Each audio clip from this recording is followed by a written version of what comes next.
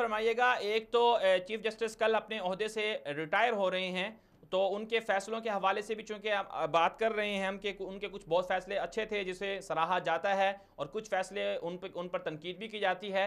और फिर बिलखुसूस पाकिस्तान की जो मजमूई सूरत हाल है अदालती कार्रवाई की, अदालती निज़ाम की, उस हवाले से क्या उसमें तब्दीलियाँ होनी चाहिए, और जो जस्टिस हजरात होते हैं उनकी क्या जिम्मेदारियाँ बनती हैं, वकला की क्या जिम्मेदारियाँ बनती हैं, तो इस हवाले से आप क्या कहेंगे? पहले तो ये बता दें हमारे नाज़रीन को कि चीफ जस्टिस के जो दौरानिया था उसमें कौन से फैसले बहुत अच्छे हुए हैं, और किन फैसलों पर आप समझते हैं बतौर माहिर कानूनदान के कि उसमें कहीं पर सुकम है जिसकी वजह से तनकीद भी की जाती है, और फिर किस तरह से पाकिस्तान के अदालती सिस्टम को बेहतर किया जा सकता है? शुक्रिया।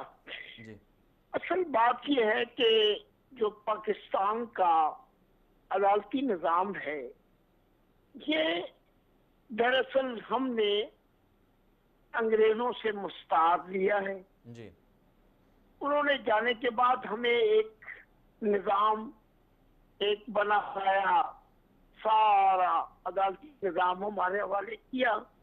उसके बाद आज़ादी के बाद कोशिश तो ये होनी चाहिए थी कि हम अपने लिए, अपने मुल्क के हालात के मुताबिक, अपनी तहजीब और सकाफत के मुताबिक, अपने इस्लामी नजरिए के मुताबिक यहाँ पर तमाम कानून को एक नई शक्ल देते और फिर उसके बाद हम आगे चलते। लेकिन बदकिस्मती ये हुई कि अंग्रेजों का दिया हुआ वही निज़ाम हमने अडॉप्ट किया और उसमें कोई बेहतरी हम नहीं ला सके। तो उसका नतीजा ये निकला कि आज हमको, हमारे पूरे मुल्क को, हमारे लिटिगेंट पब्लिक को, हमारे वकला को, हमारे जजेस साहिबान को, हमारे पूरे मुआशरे को मुख्तलिफ मसाइल का सामना करना पड़ रहा है। तो ये उस निज़ाम, पुराने निज़ाम को हूबहू अडॉप्ट करने का नतीजा है। तो सर इसमें इस निज़ाम को तब्दील कौन कर सकता था? सर माजरत के साथ मैं टोक रहा हूँ यहाँ पर आपको कि इस निज़ाम को तब्दील करना किसकी जिम्मेदारी थी? क्या अदालत से वाबस्ता लोगों की जिम्मेदारी भी इसमें शामिल थी कि नहीं थी? बिल्कुल थी।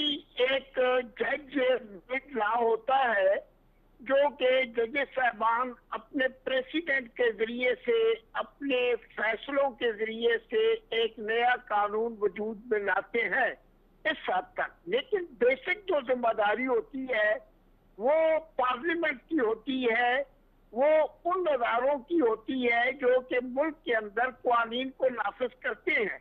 हमने 1973 का एक आइन लाया जिसमें हमारी बुनियादी असास ये थी, हमने बाकायदा तौर पर, आप देखें कि जो है आर्टिकल 2A के जरिए से हमने करारदाद मकासद को इसका हिस्सा बनाया और ये कहा कि आइंदा के बाद कोई मुल्क के अंदर कानून जो है इस्लाम और शरिया के खिलाफ नहीं होगा।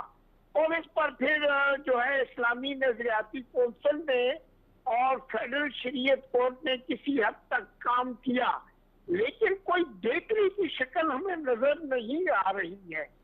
बेशुमार फैसले ऐसे हैं जिनके जरिए से थोड़ा सा हम आगे गए हैं, लेकिन इस मुल्क के अंदर बेशुमार फैसले ऐसे भी हैं जो कि आज तक मुनीर के जो फैसला था पार्लियामेंट को तोड़ने का और उस वक्त के गासिब को नजरिया जरूरत देने का, वो फैसला हमारे मुल्क पर अरसर से मुहित रहा है, जिसे नजरिया जरूरत कहते हैं।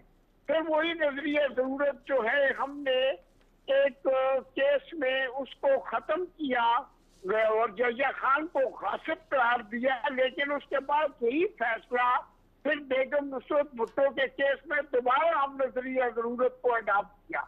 अब सिंध वाला जो फैसला आया है 2009 में, जिसे 30 जुलाई का फैसला कहते हैं, उसमें हम ये क्लेम कर सकते हैं और हम दावे के साथ कहते हैं कि नजरिया जरूरत दफन हो गया है। लेकिन जो बाकी कानून है, मुल्क के कानून है, उनमें बेहतरी लाने के लिए अभी बहुत सारी गुंजाइश है। आपने क्वेश्चन किया था मौजूदा की जी चीफ जस्टिस के हवाले से जो सवाल किया था, इस पर आप क्या कहेंगे? उनके फैसले, जिसमें पानामा केस का भी एक बड़ा फैसला है, फिर आसिया मसीह की रिहाई के हवाले से भी काफ़ी उनको तनकीद का निशाना बनाया जाता रहा, और इसके अलावा भी मुख्तलिफ केसेस हैं जिस पर उन्हें तनकीद का भी निशाना बनाया गया, और बहुत से अच्छे भी हैं जिस पर जैसे डेमो का मामला है, इसको सराहा भी गया। तो इस पर आप क्या कहेंगे? देखिए सर, बात यह है कि चीफ जस्टिस साहब का दो दौर है। हम्म।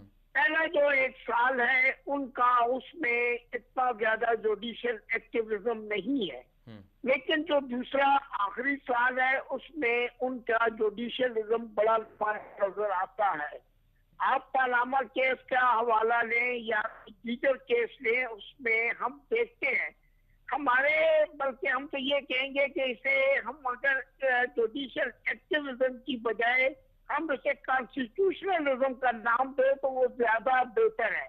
पानामा केस बिलाशुबा इस मुल्क की तारीख का एक बहुत बड़ा फैसला है, लेकिन इस फैसले के बाद जो कसर उभरा है वो ये है कि एक पानामा केस में सिर्फ नवाज शरीफ फैमिली को तो निशाना बनाया गया, लेकिन बाकी जो लोग हैं जिनके नाम पानामा में थे, जिनकी ऑफशोर कंपनियां थी, और एक आपको बताऊं कि जमात इस्लामी के काजी हुसैन अहमद की तरफ से अपना जनाब सिराजुल हक की तरफ से, मौलाना सिराजुल हक की तरफ से एक पिटीशन सुप्रीम कोर्ट में आज भी मौजूद है कि वो 313 दीगर अफराद के खिलाफ भी पानामा के तहत कार्रवाई की जाए।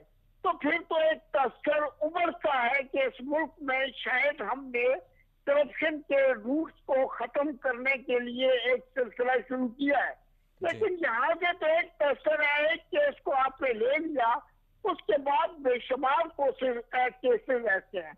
अब वो ये जो नैब की तरफ से आए दिन होते हैं, तो उसमें से जो तस्कर उभर रहा है वो तो ये है कि ये इखलास का बोर्ड जो है वो हम नहीं कर रहे हैं, बल्कि मखसूस केसेस पर काम कर रहे हैं। तो ये भी एक जो तस्कर है कि ये पानामा से इस मुल्क में कोई नई हिस्ट्री बन गई है, वो तस्कर घायल हो चुका है। सिर्फ 3 केसेस की अपने, जिसमें 2 केसेस में नैब ने जो कार्रवाई की है उसमें एक केस पे नवाज शरीफ साहब बरी हो गए हैं, एक में उनको जो है इस्लामाबाद हाई कोर्ट ने जो फैसला सादर किया है उसमें उनकी जमानत लेते हुए इतने कानूनी सुकम वादे कर दिए हैं कि बाकी 2 केसेस की फेट भी मुझे नजर आ रही है। जहां तक ताल्लुक है चीफ जस्टिस साहब की जो है ये पानी के बारे में, साफ पानी के बारे में, हॉस्पिटल के बारे में और बाकी चीजों के बारे में वो फैसला जात है, वो अपनी जगह पर बिल्कुल एक दुरुस्त अमल है।